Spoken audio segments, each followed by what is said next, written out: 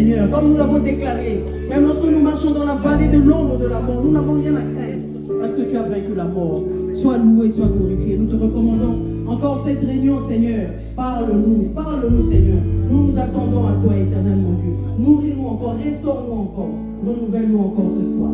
Louange et gloire te soit rendue. Merci, Seigneur. Reçois, Seigneur, à travers ces cantiques, l'expression de notre amour et de notre adoration. Alléluia.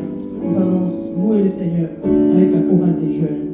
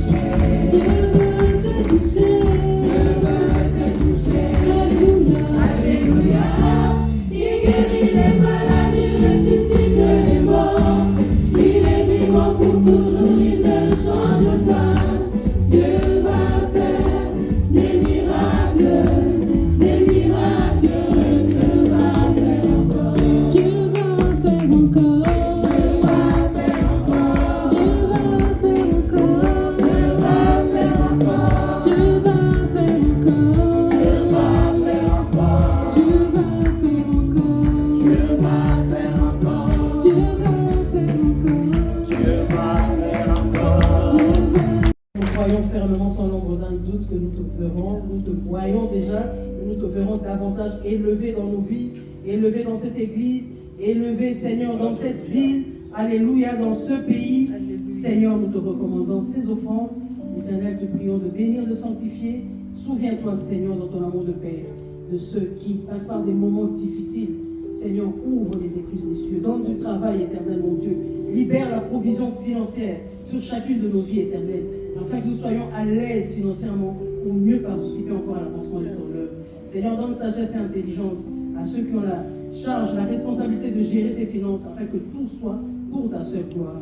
Maintenant que nous allons recevoir ta parole, Seigneur, nous bénissons, Seigneur, cette parole, alléluia, que tu envoies ce jour pour nous guérir selon que il est écrit dans ta parole. Il envoya sa parole et sa parole est guérie. Je crois encore que cette parole que nous allons recevoir nous permettra de faire des avancées dans notre vie ce jour, au nom de Jésus-Christ. Seigneur, bénis ton serviteur, celui que tu t'es choisi aujourd'hui, en la personne du pasteur Adrien. Loin-les, Seigneur, qui puisse parler avec force, puissance et autorité, afin que ton peuple soit délivré. Pendant que le pasteur avance, nous acclamons le Seigneur. Alléluia.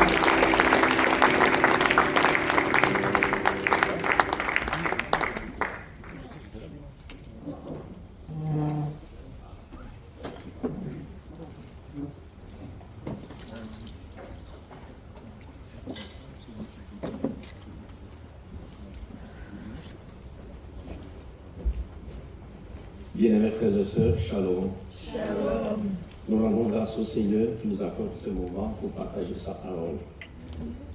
Je voulais aussi exprimer ma reconnaissance à l'endroit de notre papa, Paulin, qui a accepté de nous accorder cette chair pour que nous puissions partager sa parole avec nous ce soir. C'est vraiment une grâce pour nous. Et nous allons prendre nos Bibles pour lire la parole de Dieu dans Genèse chapitre 8. Nous lisons Genèse chapitre 8 et nous aurons le verset 8 et 13. Nous allons parler sur la vision et la mission. La vision et la mission. Et nous allons donner d'abord quelques définitions qui nous permettra, n'est-ce pas, de pouvoir comprendre ce que nous voulons parler par la vision et la mission. Nous avons annoncé depuis l'année dernière que la colombe était à la fois une vision ou une vocation, mais aussi une mission. Nous lisons la parole du Seigneur.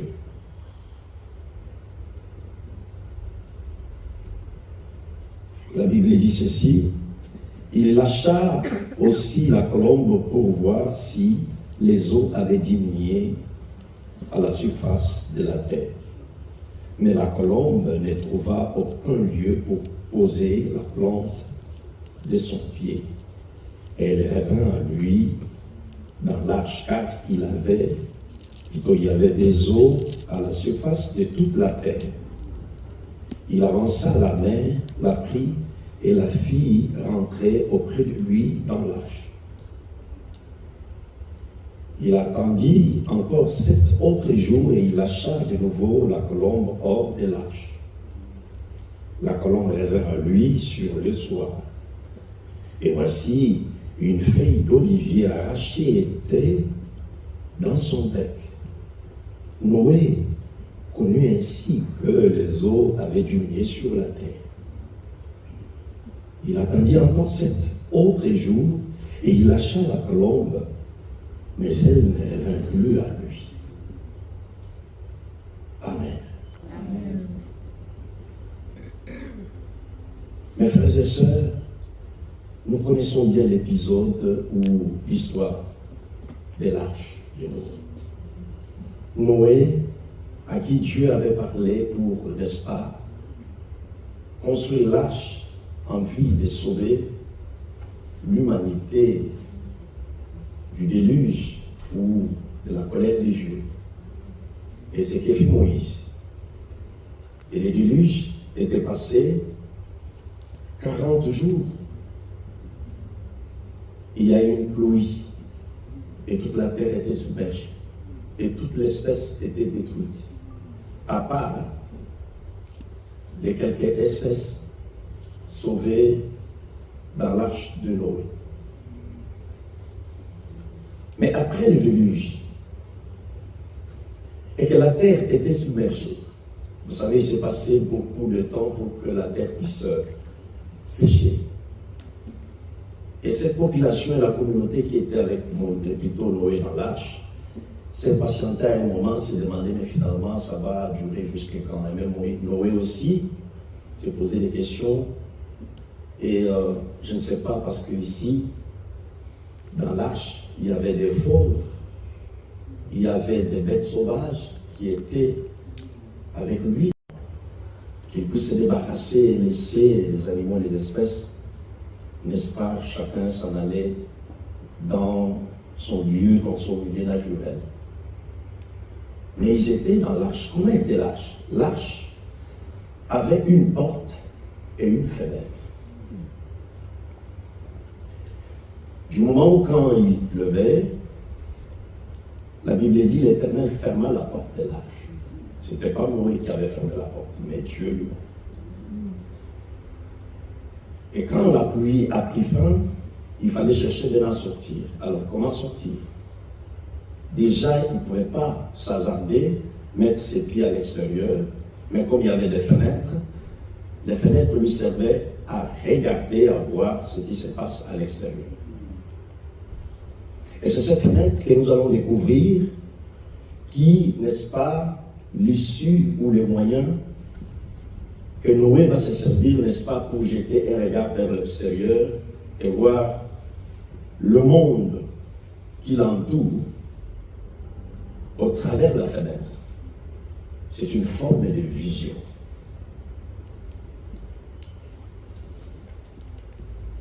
Il ouvre la fenêtre, il envoie premièrement le corbeau. Le corbeau s'envole, mais il ne lâche pas seulement le corbeau. Il prend aussi une colombe et il lâche la colombe plutôt. Et les deux oiseaux sont sortis. Mais qu'est-ce qui se passe? La colombe qui est partie cette fois-là, n'ayant pas trouvé où poser ses pieds, est revenue. Ainsi, ici, je vais parler sur les 3 mouvements de la colombe. C'est très important. Les 3 mouvements de la colombe de l'arche. La colombe fera 2 mouvements. Et le premier mouvement, elle est sortie ensemble avec le corbeau. Et les 2 oiseaux ici, en fait, nous montrent 2 vies ou 2 natures. C'est vrai qu'ils sont partis des dieux. Le corbeau qui représente la vie charnelle, l'homme charnel, la nature adamique, n'est-ce pas?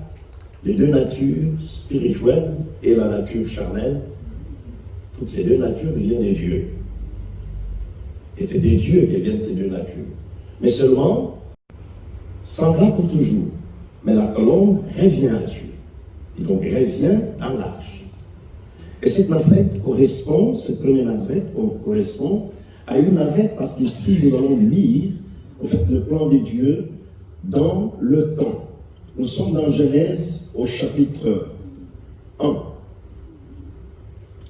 Dans Genèse au chapitre 1, le verset 2. Si nous lisons dans Genèse chapitre 1, verset 2, la Bible nous dit une chose très capitale. La Bible dit, la terre était informe et vide. Le ténèbre couvrait toute la terre.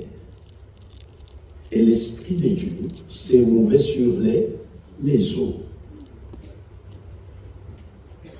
Alors, pourquoi la terre, aussitôt créée par Dieu au premier verset, parce qu'il est dit, au commencement Dieu créa le ciel et la terre. Mais d'où vient qu'entre le premier verset et le second, et directement on parle que la terre est dans une situation de chaos.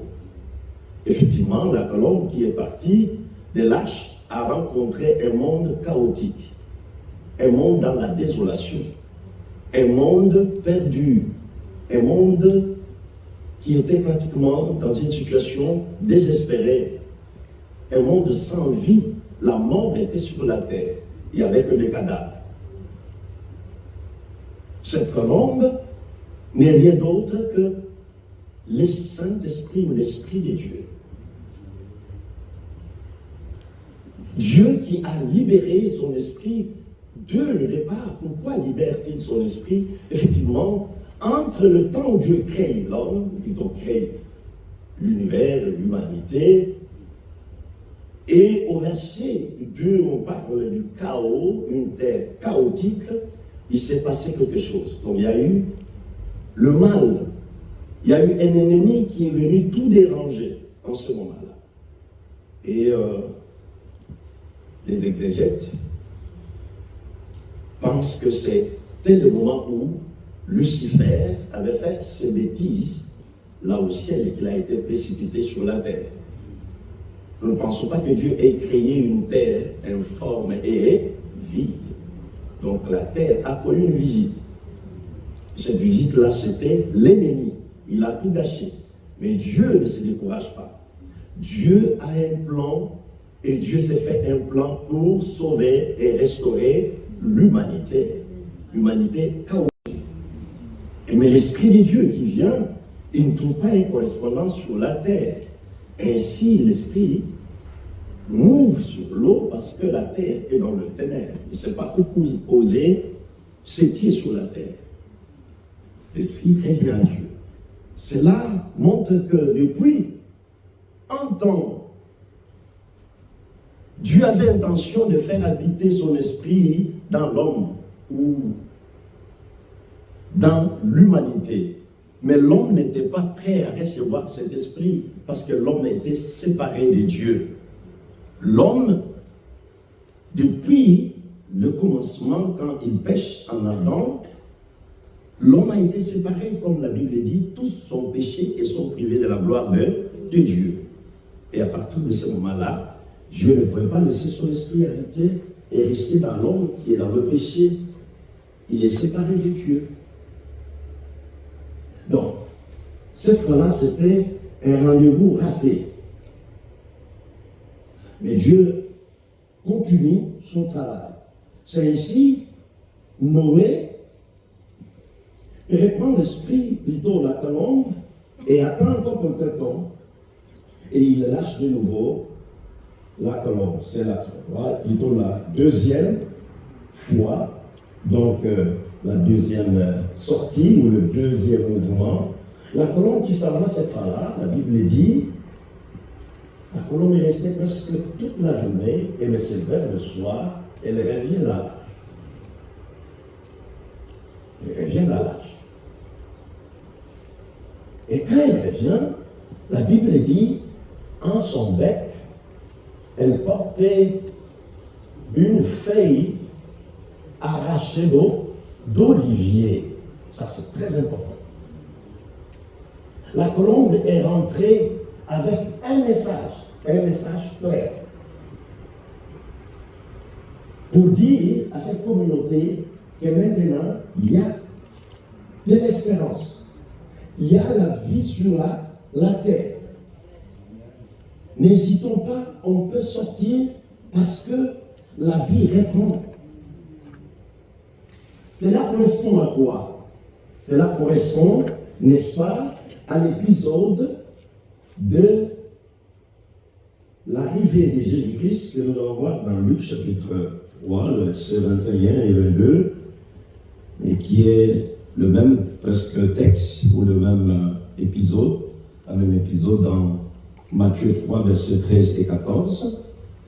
Voyez-vous, lors du baptême de Jésus, s'est passé quelque chose. L'eau, la Bible dit, et le ciel s'ouvrit. C'est cette fenêtre-là de Noé qui s'est ouverte. Alléluia. Alléluia. On a vu le ciel ouvert. Et le ciel, quand il s'ouvre, et effectivement, la colombe est sortie. Et cette fois-là, avec des termes clairs, avec une forme physique, corporelle, nous voyons le Saint-Esprit qui descend, prenant la forme d'une colombe. Alléluia. Au commencement, on n'avait pas vu, mais n'est-ce pas, en Jésus-Christ, du moins, on pouvait voir le Saint-Esprit qui vient sous forme d'une colombe et se pose sur Jésus. Et la voix se fait entendre depuis le ciel. Voici, celui-ci est mon fils bien-aimé en qui j'ai mis toute mon affection. La colombe vient de trouver où poser ses pieds. Et Jésus, c'est l'olivier dont la colombe est revenue avec dans l'arche. Alléluia. C'est l'olivier que l'Esprit cherchait où poser ses pieds. L'olivier n'est pas n'importe quel arbre. C'est un arbre qui symbolise la paix, l'espérance, qui symbolise la vie, la longévité. Et c'est l'arbre qui a su pousser juste après le déluge. Alléluia. Amen. Et c'est de cet arbre qu'on peut tirer l'huile d'onction. Alléluia. Et cette huile-là, d'onction, ou l'huile d'olive, qui était utilisée partout et par-ci par-là dans la Bible, qui n'est rien d'autre que le Saint-Esprit. Alléluia. Pourquoi c'est le soir que la colombe revient? Effectivement, vous allez comprendre qu'il fallait attendre un temps. Il fallait au moment fixé par Dieu pour que Dieu puisse montrer sa grâce, révéler son amour dans l'humanité perdue. Et vous savez, les jours pour Dieu commencent le soir. La Bible dit, il y eut un soir, il y eut un matin. Et ça fut le premier jour. La colombe est rentrée le soir avec la branche d'olivier. Cela annonçait un jour nouveau, un jour de la grâce. Dieu envoya son Fils. Alléluia. Jésus est venu dans le monde, mais comment il vient? Mais il ne vient pas seul. Il vient par l'aide du Saint-Esprit. Écoutez ce qui a été dit à Marie. Attends, Marie, l'ombre du Tout-Puissant te couvrira. Et en ce moment-là, le Saint-Enfant qui naîtra de toi ne sera pas appelé l'enfant de Marie ni de Joseph, mais il sera appelé Fils du Très-Haut. Alléluia. Et Jésus étant né, Jésus étant dans le monde, c'était le signe, le plus grand signe de l'amour, de la grâce de Dieu pour une humanité chaotique, une humanité perdue sans Dieu. Il est dit sans Dieu, sans espérance dans le monde. Alléluia. Et voilà, c'est que Dieu a manifesté son amour envers nous en nous envoyant Jésus. Et Jésus, c'est lui le seul et la seule personne ici sur terre qui était capable de pouvoir recevoir le Saint-Esprit. Depuis toujours, depuis le temps passé, Dieu venait, l'Esprit de Dieu venait travailler avec les gens, avec Noé, avec Abraham, avec David, mais l'Esprit ne pouvait pas rester éternellement avec l'homme. Et cette fois-là, l'Esprit est venu se poser sur Jésus. Et on peut lire la Sainte Trinité en cette occasion-là. Nous voyons le Saint-Esprit sur Jésus. On l'a vu sous forme physique, la colombe, et nous voyons le Fils qui est là, et nous entendons la voix du Père. Alléluia. Amen. La voix qui parlait n'était pas la voix de l'homme. La voix qui parlait n'était pas la voix du Fils, ce n'était pas la voix du Saint-Esprit, mais c'était la voix du Père. Et qui pouvait appeler Jésus son Fils si ce n'est que le Père? Alléluia. Amen. Ah oui, c'est comme nous voyons au commencement. Le Père, le Fils, nous voyons dans la création. Alléluia. Amen. Parce que Jésus, c'est lui la parole qui était au commencement. Il dit que la parole était au commencement. Au commencement était la parole était avec Dieu et la parole était Dieu. Et c'est cette parole qui est devenue chair, qui a habité parmi nous. Et j'en dis, nous avons contemplé sa gloire, la gloire du Fils unique venu de la part de Dieu, le Père. Vous pouvez où poser ce pied? Jésus, c'est cette pierre que Jacob avait oigné l'huile. Alléluia. Lorsque Jacob s'est rendu compte que la pierre sur laquelle j'étais couché était la maison de Dieu, était la porte du ciel. Alors, il va prendre l'huile et il va oindre sur. Alléluia. Et cette pierre, c'est Jésus-Christ. Un monde sans Jésus est un monde perdu, est un monde instable, est un monde qui n'a pas de sens. Une vie sans Christ, c'est une vie perdue. Une vie informe, c'est vide. Tout ce que tu peux accumuler, tu peux avoir dans ce monde, l'homme peut avoir, Mais sans Christ, ça ne vaut rien. Alléluia. En réalité, dans l'homme, c'est Jésus-Christ. Alléluia. C'est très important. Et l'Esprit ne viendra pas dans l'homme ou dans le monde sans Jésus. Maintenant, comme Jésus venait, au fait, dans le monde, il a réconcilié le monde avec Dieu. C'est là l'olivier. Et certains chercheurs affirment que le bois sur lequel Jésus était pendu, ce bois-là n'était pas n'importe quel bois. C'était le bois de l'olivier. Et vous savez, à Gethsemane, le jardin où Jésus a prié, il a gémi, il était agonissant. Ce n'était pas n'importe quel jardin.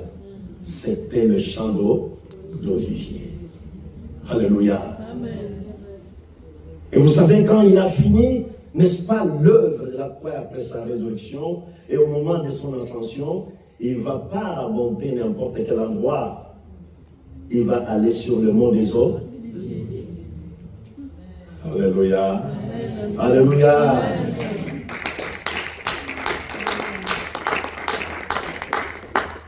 Et quand il monte, effectivement, c'est en ce moment-là, l'Esprit est monté avec l'olivier qui venait de racheter l'humanité pour dire au Père, tout est accompli. Que le sang, le sacrifice accompli par Jésus sur la croix était un sacrifice parfait. Dieu pouvait agréer et pardonner l'humanité par l'œuvre de Jésus-Christ. C'est comme ça, il dit, écoutez, vous, attendez un peu, ne vous éloignez pas de Jérusalem. Et pourquoi? Et parce que il vous est avantagé, je m'en aille, parce que dès que j'irai, la première chose que je vais demander, je prierai le Père qu'il vous envoie le Saint-Esprit. Alléluia. Amen. Parce que jusque-là, le Saint-Esprit, la première navette, planait sur la terre. Alléluia. C'était rendez-vous raté. Et la deuxième fois, du moins, il trouvait l'olivier. Il pouvait se poser. Alléluia. Mais il se pose seulement sur l'olivier qui est Christ. Il ne s'est pas posé sur Moïse. Il ne s'est pas posé sur Marie. Il ne s'est pas posé sur les ânes. Mais il se pose sur Jésus. Et la voix était claire. La voix ne parlait pas de Jean-Baptiste. Alléluia. La voix parlait de Jésus. Amen. Et le Saint-Esprit indiquait, témoignait clairement, il s'agit de Jésus-Christ. Point barre. Mais quand Jésus rentre au Père, il dit, Père, maintenant, parce que je viens d'accomplir le sacrifice selon lequel tu pouvais maintenant pardonner à l'humanité ses péchés, parce que c'est ce qu'exigeait la loi.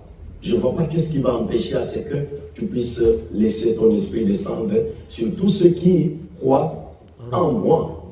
Alléluia. Et cette fois-là, Dieu n'a pas refusé. Alléluia. C'est comme ça Moïse, plutôt Noé, laissant encore un peu de temps. Ce temps-là, c'est entre le temps où Jésus a accompli le sacrifice de la croix et le temps où l'Esprit devait venir. Il va se passer encore un temps. Alléluia. Et ce temps-là, les disciples attendaient. Les disciples attendaient. Et c'est là où nous allons culbuter. Cette troisième navette est très capitale et très décisive pour que nous comprenions au fait ce que le Seigneur veut de nous. Alléluia. La Bible dit, ils étaient réunis dans une chambre haute. Là, nous sommes dans Actes chapitre 2. Voilà. Nous sommes dans Actes chapitre 2, qui correspond à la troisième et la dernière navette. Le dernier mouvement du Saint-Esprit. Noé lâche. Pour la troisième fois, l'Esprit est parti. Mais cette fois-là, l'Esprit n'est plus jamais rentré dans l'arche. La colombe n'est plus rentrée. Et effectivement, les jours de la Pentecôte, la Bible dit, nous allons lire cette parole de l'Écriture, acte 2, verset 1 à 4. C'est très intéressant. Voilà ce que dit la parole. Le jour de la Pentecôte, ils étaient tous ensemble dans le même lieu. Tout à coup, il vint du ciel un bruit comme celui d'un vent impétueux. Puis toute la maison où ils étaient assis, des lampes semblables à des lampes de feu leur apparurent, séparées les unes des autres, et se posèrent sur chacun d'eux. Et ils furent tous remplis du Saint-Esprit et se mirent à parler en d'autres langues selon que l'Esprit leur donnait de s'exprimer. Amen. Le Saint-Esprit est venu cette fois-là et il vient pour ceux qui avaient cru en Jésus, notamment pour les disciples. Il vient se poser sur les disciples, les 120 qui étaient réunis dans la chambre haute. Alléluia. Amen. Et ils étaient tous remplis du Saint-Esprit. Et quand l'Esprit se pose sur eux, quelque chose se passe. La Bible dit, ils furent remplis du Saint-Esprit, ils se mirent à parler en d'autres langues. Ça, c'est très, très, très important. Il y a eu deux grandes confusions dans la Bible. La confusion de Babel et la confusion de la Pentecôte. La confusion de Babel, l'homme ou les hommes de la terre étaient autour d'un ouvrage et où ils ont mis Dieu à côté. Ils ont tout fait sans mettre ou sans associer Dieu. Alléluia. Amen. Et Jésus dit, la pierre rejetée par vous les bâtisseurs. En Babel, l'homme avait rejeté la pierre. Mais à la Pentecôte, la pierre a été posée. Alléluia. Amen. La pierre rejetée autrefois à Babel, mais le jour de la Pentecôte, cette pierre était à sa place. Et maintenant, Dieu pouvait commencer son édifice qui est différent de l'édifice de l'homme. Parce que l'homme veut bâtir un monde sans Dieu. Mais tout ce que l'homme fait sans Dieu, c'est pour nul. Ça n'a aucun avenir. Alléluia. Amen. Mais quand Christ vint comme cette pierre qui se pose, il dit, à Pierre, tu es Pierre, mais sur ces rocs, je bâtirai mon église. Et c'est le jour de la Pentecôte où pour la première fois, l'église s'est rassemblée. En fait, la Pentecôte correspond à la naissance de l'église dans le monde. Alléluia. L'église sans le Saint-Esprit n'est pas l'église. Parce que l'église, on ne peut pas construire, bâtir l'église sans le Saint-Esprit. Parce que ça aide l'église à se développer, à s'édifier et à être à l'image de Christ.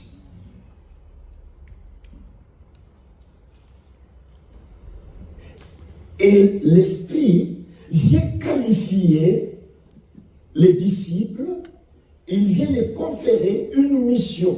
Parce qu'il avait dit, vous recevez une puissance. Quand le Saint-Esprit surviendra sur vous, vous serez mes témoins. Témoins à Jérusalem, témoins en Judée, en Samarie et jusqu'aux extrémités de la terre. Les chrétiens étaient maintenant qualifiés à la mission, au travail. Donc, on ne peut pas parler de la mission si nous n'avons pas encore compris ce qu'est la vision, ce qu'est l'appel de Dieu. Dieu nous appelle à son travail, il nous appelle à sa moisson. Mais nous ne pouvons pas anticiper, nous ne pouvons pas aller avant le Saint-Esprit. Et le Saint-Esprit, n'importe qui ne peut pas le recevoir. Jésus avait bien dit, le monde ne peut pas recevoir le Saint-Esprit. Pourquoi? Parce qu'il ne le connaît pas. Il ne peut pas le recevoir. Le Saint-Esprit vient dans le cœur où Jésus est déjà logé. Un cœur logé par Jésus est un cœur prédisposé à recevoir le Saint-Esprit. Une vie qui n'a pas Jésus, cette vie-là ne peut pas recevoir le Saint-Esprit, car il est dit, tous ceux qui ont l'Esprit de Dieu lui appartiennent. Si tu n'as pas l'Esprit de Dieu, tu ne lui appartiens pas. Et tu n'as pas le Saint-Esprit si tu n'es pas encore né de nouveau. Mais quand l'Esprit vient en nous, mais il vient briser tout le mur des séparations, le mur des discriminations. Parce que avant le Saint-Esprit, avant l'arrivée du Saint-Esprit, et même les disciples de Jésus, si vous regardez dans la plupart, c'était plus des Juifs. Et quand Jésus disait aux disciples, écoutez, vous devez aller annoncer l'évangile à toutes les nations. Mais pour Pierre, je n'ai jamais compris les choses dans ce sens-là. Pierre allait prêcher, annoncer l'évangile, mais il n'allait que seulement chez ses frères juifs. Pour lui, les païens n'avaient pas droit au salut, ni même au Saint-Esprit. Mais un jour, Pierre était étonné dans Actes 10, quand il arrive chez Corneille, d'ailleurs c'était par une directive claire, une vision claire des dieux, et que Pierre a accepté quand même d'aller chez Corneille. Mais quand il arrive chez Corneille, il raconte à Corneille ce qui s'est passé au sujet de Jésus. Il n'a pas amené Corneille au salut, ni même à la décision. Ce n'était pas son intention. Mais voilà, Dieu le surprend. Alléluia. Amen. Corneille et tous ceux qui étaient assemblés, dans la plupart, c'était des non-juifs, notamment des païens, ou il y avait des Romains. Et pour Pierre, je ne sais pas, Pierre avait des problèmes surtout avec les Romains. Il dit, mais ces gens ont tué Jésus. Moi, je pense que je ne vais pas leur donner même une seule occasion pour qu'ils puissent entrer au ciel. Alors, donc, il racontait, il parlait de Jésus comme pour parler, mais curieusement, Corneille a cru à ça. Alléluia. Corneille et tous ceux qui étaient dans sa maison croyaient. Avant même qu'il ait terminé son discours, Pierre a vu toute la maison et tous ceux qui étaient là remplis du Saint-Esprit. Il s'est mis à parler en d'autres langues. Dites avec moi d'autres langues. Comme ta sœur. Alléluia. Parce que Jésus est venu briser le mur de séparation. Alléluia.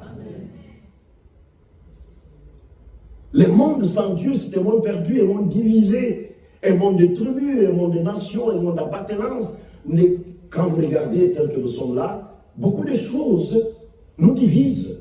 Rien que par couleur, par race, nous sommes divisés. Par langue, nous sommes divisés. Sur le plan social, nous sommes divisés. Beaucoup de choses nous divisent. Mais Jésus est venu, la Bible dit, deux, il en a fait un. Alléluia. En Christ, il n'y a ni juif, ni grec. Alléluia. En Christ, il n'y a ni homme, ni femme.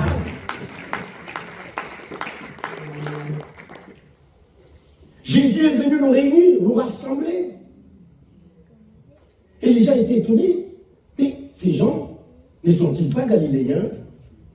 Mais vous savez, le moment où le Saint-Esprit arrive, c'était un moment calculé et choisi par Dieu. Ce n'était pas n'importe quel moment. La Bible dit, en ces jours-là, étaient rassemblés tous les hommes venus de toutes les nations. De tous les continents du monde étaient ces jours-là rassemblés à Jérusalem. Et il est dit, au bruit qui eut lieu, la multitude a couru. Alléluia. Amen. Le Saint-Esprit nous rassemble. Amen. Alléluia. Amen. Le Saint-Esprit nous unit. Et c'est ça la colombe. J'ai béni le Seigneur parce que cette église, la colombe annonce, est vraiment un modèle vraiment d'une colombe parce que c'est une colombe plurielle.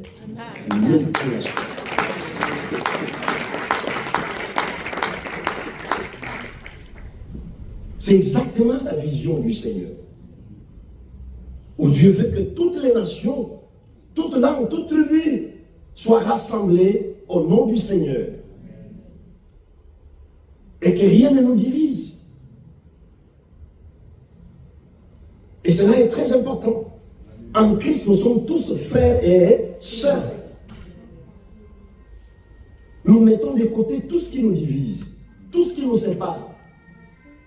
Nous nous rassemblons ensemble et nous parlons tous un seul langage. La langue perdue autrefois, nous la retrouvons en Christ. Amen.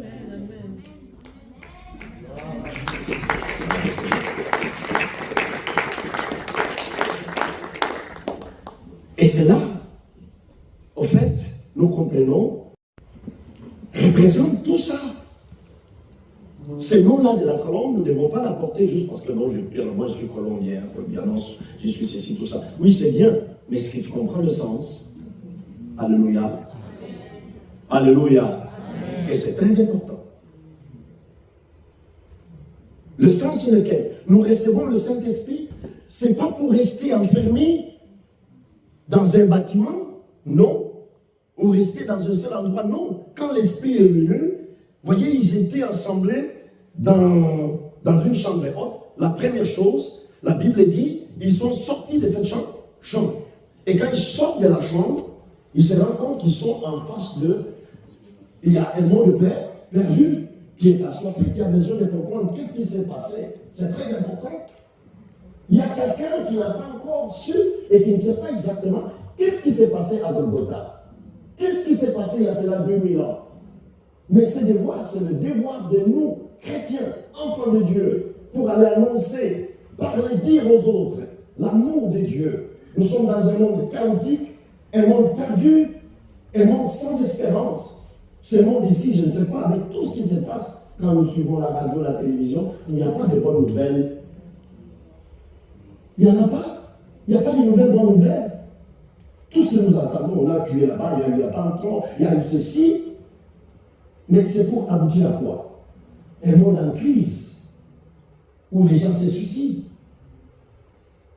Un monde perdu, les gens s'entretuent. Une nation s'élève contre une autre, un peuple contre un autre peuple. Mais, dans ce moment-là, Christ nous confie une mission. Quelle est cette mission? Nous sommes ambassadeurs de Christ. Quelle est notre mission? À dire au monde, faites la paix avec Dieu. Alléluia. Est-ce que tu es en paix avec Dieu? Est-ce que ton cœur est en paix? Est-ce que tu es en règle avec le Seigneur? Et tu es prêt à rencontrer ton Dieu? Après tout, la vie ne s'arrête pas seulement sur ce monde ici, sur ce que nous voyons. Parce que Paul dit, si ce n'était que manger et boire, la vie n'était que ça, alors nous sommes le plus malheureux de tous. Mais au-delà de manger, de vêtir, du travail, du salaire, des comptes, tout ça, au-delà de tout ça, il y a une vie qui nous attend. Et cette vie est meilleure, et cette vie est éternelle. Et chacun doit se décider, et c'est maintenant, avant qu'il ne soit trop tard. Car il est dit, aujourd'hui, si vous entendez à votre cœur, alléluia. Ah oui, il est dit, Dieu fixe de nouveau un jour. Et ce jour, c'est aujourd'hui. Il fixe même l'heure. Cette heure, ce n'est maintenant. Son jour, c'est aujourd'hui. Chacun doit se décider. Prendre une décision par rapport à Christ. Car Dieu doit juger un monde. Plutôt le monde, un jour. Il va le juger comment? La Bible dit, Dieu sans tenir compte du temps d'ignorance, annonce à tout homme, à tous les hommes, qu'ils se répandent. Car il a fixé un jour où il doit juger les morts et vivants.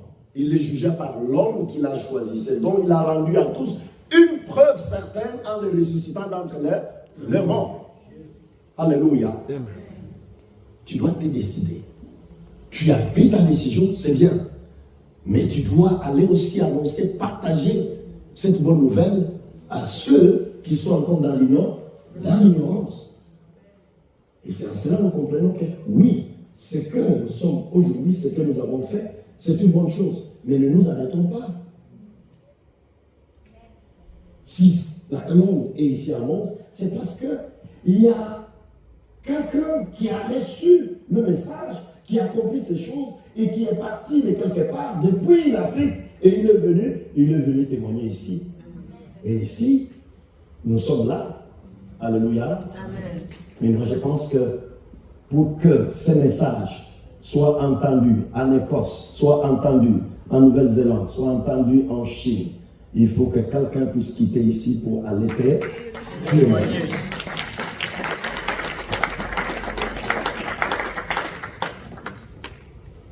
La vision, et c'est elle qui va en fait définir notre mission.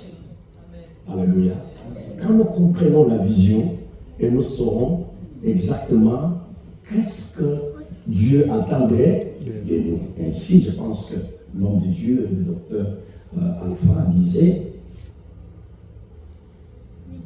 il dit, je crois que c'est Paul qui dit aux Éphésiens, il dit, ma prière de tout le temps, c'est laquelle?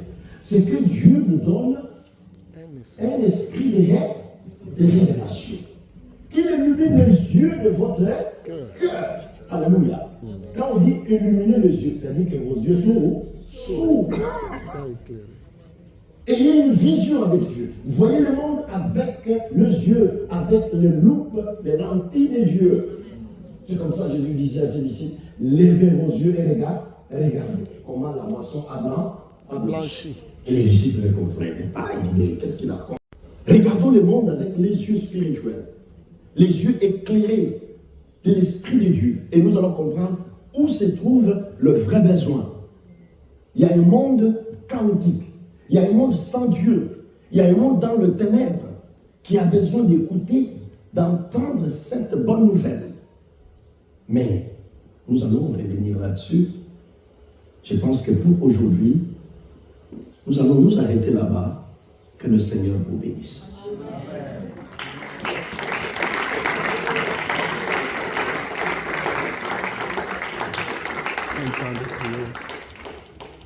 Nous allons nous lever pour dire merci au Seigneur.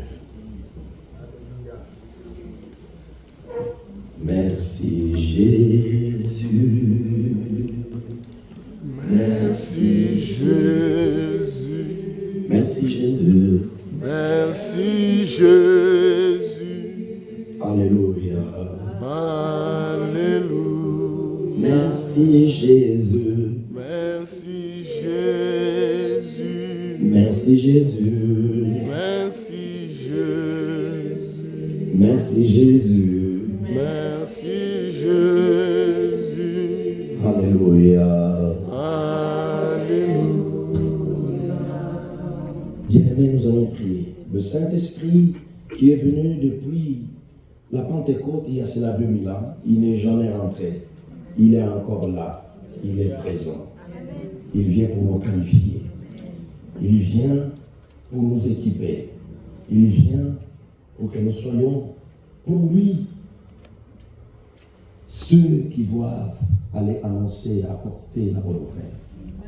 Prions que le Seigneur se serve de nous. Que nous soyons, oui, ces petites colombes qui vont prendre, qui vont parler de Jésus, qui vont porter dans leur bec Jésus.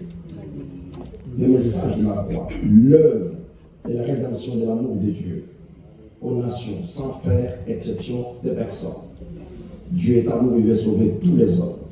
Et nous sommes dans cette mission. Dieu nous associe. Dieu continue. L'Esprit est encore là. Il n'est pas encore rentré. Le ciel est encore ouvert. Et son esprit peut agir, peut se manifester. Prions le Seigneur. Alléluia. Seigneur, merci. Saint-Esprit, tu peux nous voir encore comme jamais. Remercie depuis la Pentecôte que tu es réel. Tu es avec l'Église. Tu nous qualifies. Oh Dieu, tu attends de nous, Seigneur, marcher, aller, proclamer la bonne nouvelle. De quitter, Seigneur mon Dieu, nos frontières, les races, les couleurs. Merci, Seigneur, de quitter nos murs, les divisions, pour aller, Seigneur, accomplir ton travail, faire ta mission. Oh Seigneur, merci. Merci pour ton œuvre. Merci Saint-Esprit. Merci parce que tu es là. Tu agis et tu t'es manifesté. Tu agis et tu t'es manifesté. Tu agis et tu t'es manifesté. Équipe ton peuple. Équipe tes enfants, Seigneur. Oh merci. Bien-aimés dans le Seigneur, prions que le Seigneur nous donne des directives claires, nous donne des orientations claires. Parce qu'il y a des personnes, il y a des endroits, il y a des familles qui sont dans le ténèbre. Il y a des quartiers qui sont dans le ténèbre. Et il y a des gens qui sont perdus. Au lieu de rester là en train de critiquer, mais nous avons un travail. Nous avons une mission. Jésus qui est à nous, son esprit est à nous. Alors, allons partager l'amour de Dieu. Partageons cette grâce aux autres. Prions le Seigneur. Merci Seigneur. Oh Jésus, Seigneur, oh, éclaire, oriente-nous Seigneur. Ouvre nos yeux. Que des fois, Seigneur, nos yeux sont pleins d'écailles. D'écailles, Seigneur, oh Dieu, des races, des couleurs. D'écailles, Seigneur, des complexes. Oh Dieu, qui nous empêchent d'aller, Seigneur, accomplir ta mission. Mais que nos yeux s'ouvrent, Seigneur. Oh Jésus, si nous sommes ce que nous sommes, si nous avons reçu la parole, parce qu'il y a eu quelqu'un qui a pris le courage de venir nous le partager. Il y a quelqu'un qui a pris le courage, Seigneur, de nous annoncer. Et nous, à notre tour, Seigneur, oh Dieu, nous voulons, Seigneur, faire de même. Merci pour ce travail. Au nom de Jésus. Dieu Tout-Puissant, nous te rendons grâce. Merci, Seigneur, pour ce temps de prière, ce temps de partage. Merci pour ce message. Oh, toi qui parles, et toi qui peux donner, Seigneur, des interprétations au-delà de ce que ou des mots que nous avons dit. Que ton esprit, Saint-Esprit, continue à nous parler, continue à nous enseigner, afin que les écailles des yeux tombent. Que des fois nous sommes, Seigneur, aveugles, nous sommes bornés. Nous avons une nécessité, Seigneur, qui ne peut être guérie que par toi, Seigneur. Oh, ouvre nos yeux, les yeux de cœur, les yeux spirituels, pour que nous puissions, Seigneur, marcher et aller là où tu veux que nous allions. Bénis, Seigneur, ton peuple et bénis ton Église. Au nom puissant de Jésus, nous avons ici prié. Amen. Gloire à Dieu. Dieu est bon. Une petite minute d'attention, s'il vous plaît. Merci au serviteur de Dieu qui nous a plongé de Genèse à Apocalypse. Merci. La parole de Dieu est vivante. Amen. On ne se concerte pas et tous, chacun reçoit de Dieu ce qu'il doit nous communiquer. Amen. Juste avant de nous quitter, je voulais donner un petit témoignage. Pas un petit, mais un court témoignage. Comment cette église s'appelle encore la Colombe. Quand, au moment où, ceux qui le savent, nous avons tout emballé pour rentrer au Zaïre, à ce moment-là, Congo maintenant, et les serviteurs de Dieu, beaucoup, nous ont dit, on ne peut pas, nous ne pouvons pas rentrer, nous restons ici et qu'on puisse implanter une église. Bref, il y a eu des signes vraiment merveilleux. Il y a même celui qui m'a fait pleurer, c'est l'homme de Dieu qui est venu de l'Inde, Ernest, qui a plus de 60 églises là. Vraiment un apôtre. C'est un Indien qui vivait aux États-Unis. Dieu lui a parlé. Alors il nous a appelé avec Sylvie. Il était venu, ceux qui le savent, il était venu en France. Et de là, il dit au pasteur Freddy, il dit, je voudrais bénir la Belgique. Freddy lui dit, mais nous sommes à la frontière. Il disait, on va seulement à la frontière, je lève ma main et je bénis la Belgique. Lui, alors, Freddy lui a dit, mais je connais un ami qui a l'église là, et mercredi, ils se réunissent. Et il est venu. Et ce mercredi-là, c'est resté dans notre mémoire, dans notre histoire. Il nous appelle, alors il me dit, pasteur, il parlait en français, un an en anglais, Freddy de Coster traduisait. Alors il dit ceci, clairement, il dit, je vais dire, je n'ai pas l'habitude de donner des messages, des prophéties, mais j'ai un message très clair pour toi et pour ton épouse. Voici ce que Dieu me dit. On s'est vu juste là-bas ce mercredi. Dieu me dit ceci, il me fait voir que dans votre maison, vous avez tout emballé et vous voulez partir chez vous. Je ne sais pas où, mais Dieu me dit, rentrez vite chez vous, déballez tout et demeurez en cet endroit, en ce lieu, dans ce pays, et l'église doit continuer. Parce que nous on se disait, mais qui va rester ici, tout ça? Et c'est vrai. Alors il dit quelque chose. S'il me dit à moi, parce vas mourir. Pas pour aller en enfer, Dieu t'aime beaucoup, il va te reprendre, mais ta femme va souffrir, parce qu'elle vivra longtemps veuve, mais ne rentre pas jusqu'à. Et Dieu a vu l'œuvre que tu as implantée dans ton pays. Cette œuvre ne va pas mourir, ne va pas être détruite, mais installe-toi ici. Alors, moi, je dis, en bon. Il me dit, si c'est faux, tu me le dis tout de suite. J'ai dit, non, tu as dit la vérité. Nous avons tout emballé, même les jeunes, on appelait ça église des enfants. Église des enfants. J'ai dit, même les enfants ici ne savent pas que tout est emballé, nous ferons partir, presque fuir. Alors, je lui ai dit, mon frère, tu as dit la vérité. Et tu es, je pense, au 3e ou 4e serviteur qui dit ça. On respecte Dieu, on reste. Alors maintenant, un peu avant, on cherchait pour venir à la colombe, on cherchait à donner le nom à cette implantation. Ici, en Belgique, ici à Mons. On a proposé, on priait, on cherchait des noms. Et on a intéressé notre frère Michel Desadelers avec sa femme. Bérénice, on dit priez beaucoup, quel nom on peut donner? On a donné tel nom, ça ne tenait pas. Et un jour, une sœur qu'on a connue, qui était avec nous, la première aussi diaconesse, Nicole Wattier, elle dit, elle m'appelle, pasteur, non, elle est venue, pasteur, moi je ne rêve pas des choses, oh Dieu a dit.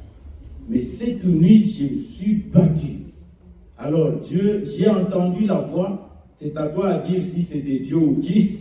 Il me dit, va dire au pasteur Paulin, l'église à Mons, ce qu'il implante s'appelle... Non, le nom, qu'il donne le nom d'un oiseau. Seulement ça. Il dit, ah bon? Il dit, oui, c'est un oiseau. Le nom doit être le nom d'un oiseau. Alors on s'est regardé avec Sylvie, on dit, mais nous on ne voulait pas sincèrement l'appeler la colombe. Alors on a prié, on va au chalet là chez Michel et Bérénice, on leur parle, il dit, mon frère, c'est l'église de la colombe, mettons ça à la colombe. Il a fait même un papier, le premier papier. Alors il m'étonne, il dit, église de la colombe. Et voilà pourquoi la colombe était maintenue ici. Mais ce n'est pas pour rien. C'est la colombe pour apporter la bonne nouvelle à plusieurs familles. Et donc cette vision, c'est comme quand on suit l'apôtre Paul, si il n'y a plus, on va s'arrêter. C'était si Dieu a dit aux enfants d'Israël de transmettre la vision. La vision doit continuer. Et quand il parlait là de la colombe, je dis à ma femme, je sens comme si je dois donner un court témoignage de la colombe. L'oiseau, mais ce n'est pas n'importe quel oiseau. Et alors, Michel Desadelers aimait dire, petit à petit, l'oiseau fait son nid. Et cet oiseau-là s'appelle la colombe. Et Dieu nous bénisse. Soyons bénis, merci, bonne soirée. Et Dieu nous garde. Dimanche, il va encore prêcher. Revenons dimanche, évidemment dimanche, la plupart nous sommes là. Il aura encore le pasteur, le révérend pasteur Adrien Bassabi aura encore la parole. Prions vraiment que l'Église soit là et que nous soyons des missionnaires. Amen. Gloire à Dieu.